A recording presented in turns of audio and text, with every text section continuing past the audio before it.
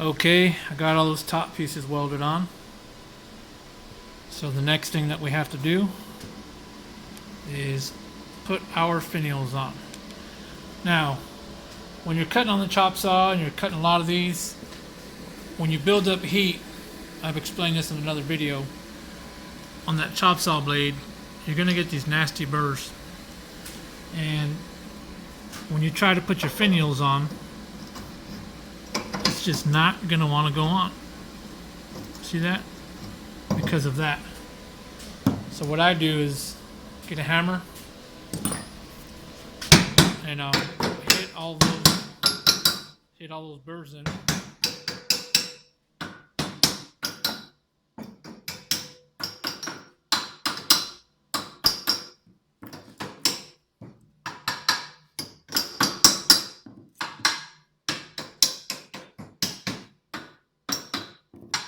Here's where, like, if you got a crooked one, you can hit it with a hammer, and it'll actually move a little bit. Let's check them out. These all look good.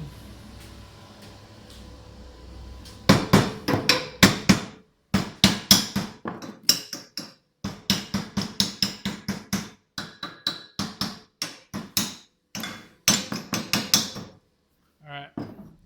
This is the one that it wouldn't go on. And see, look at that. So look at all that material that we had to. See if I can get it to focus here. Had to hit down, but now it'll go right on. The way I weld these on is just by eyeballing it. Like I said, I've seen other guys build a jig. You know, set this in the jig, put the piece of metal in there, weld it, and then weld this whole piece on. Well, that takes a lot of time when you're doing a lot of these. That's very tedious and can take a lot of time. Now, as you can see, they're not all going to sit the same either. These things are cast iron, so they're not going to be perfect. You're going to get a lot of play in these. Look at that. So you're going to have to, or what I do is, I kind of just stand over it and I look at it and I'll center it up with the picket, how I think it looks nice and straight, like right there. And then I'll weld one whole side here. And then I'll back up to the next one. This one's really bad. Look at all that play. So I'll just center it up by hand, eyeballing it right there, and I'll weld. And sometimes you're going to get some that are just really bad. And this one I can tell by looking at it, it's pointing down.